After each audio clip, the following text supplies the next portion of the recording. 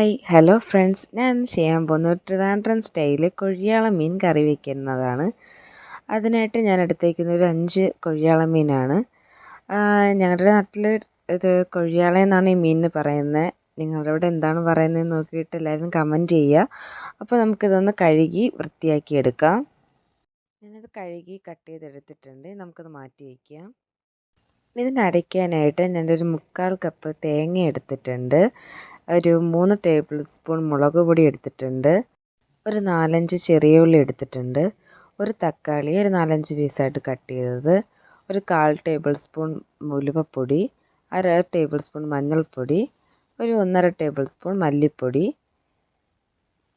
ഒരു 2 തണ്ട് കറിവേപ്പില.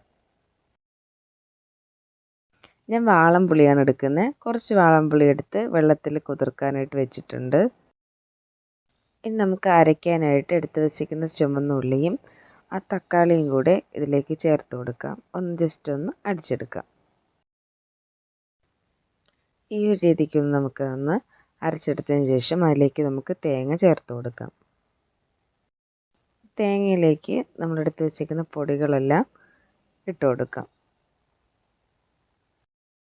ഇതിലേക്ക് നമ്മൾ നേരത്തെ കുതിർക്കാനായിട്ട് മാറ്റി വെച്ച പുളി നമുക്ക് അരിച്ച് ഒഴിച്ചു കൊടുക്കാം.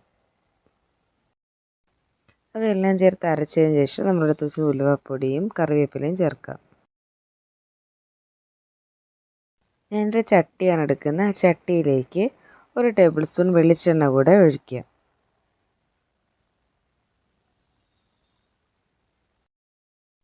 ഇതിലോട്ട് നമ്മൾ അരച്ച് വെച്ചിരിക്കുന്ന അരപ്പ് ഒഴിച്ചു കൊടുക്കാം.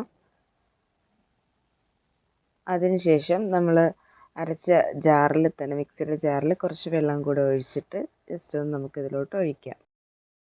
ഇതിലേക്ക് നമുക്ക് ആവശ്യത്തിന് ഉപ്പ് ചേർത്ത് കൊടുക്കാം. ഞാനൊരു 2 ടേബിൾ സ്പൂൺ ഉപ്പ് ഇട്ടിട്ടുണ്ട്. ഒരു തക്കാളിയും ഒരു 4-5 പച്ചമുളകും നമുക്ക് അരിഞ്ഞിടാം. ഇതിൽ നമ്മൾ കഴുകി വൃത്തിയാക്കി വെച്ചേക്കുന്ന മീൻ ഇട്ട് കൊടുക്കാം. ഇനി നമുക്ക് നന്നായിട്ടൊന്ന് മിക്സ് ചെയ്ത് കൊടുക്കാം.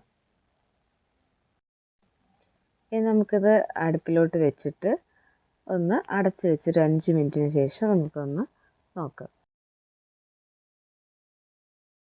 5 മിനിറ്റ് ആയിട്ടുണ്ട്. അതിലോട്ട് നമുക്ക് 2-3 തണ്ട് കറിവേപ്പില ഇട്ട് കൊടുക്കാം. ഒരു 10 മിനിറ്റിന് ശേഷം നമ്മുടെ കറി ഇവിടെ റെഡി ആയിട്ടുണ്ട്. അധികം അങ്ങ് വറ്റിപ്പോവാതെ നല്ല എന്നാൽ അത്യാവശ്യം തിക്കായിട്ട് കറി റെഡി ആയിട്ടുണ്ട്. എൻ്റെ ചാനൽ ആദ്യമായിട്ടാണ് കാണുന്നതെങ്കിൽ ചാനൽ ഒന്ന് സബ്സ്ക്രൈബ് ചെയ്യുക. ഇതെന്തായാലും ഒന്ന് ട്രൈ ചെയ്ത് നോക്കുക. എല്ലാവരും അടുത്ത വീഡിയോയിൽ കാണാം.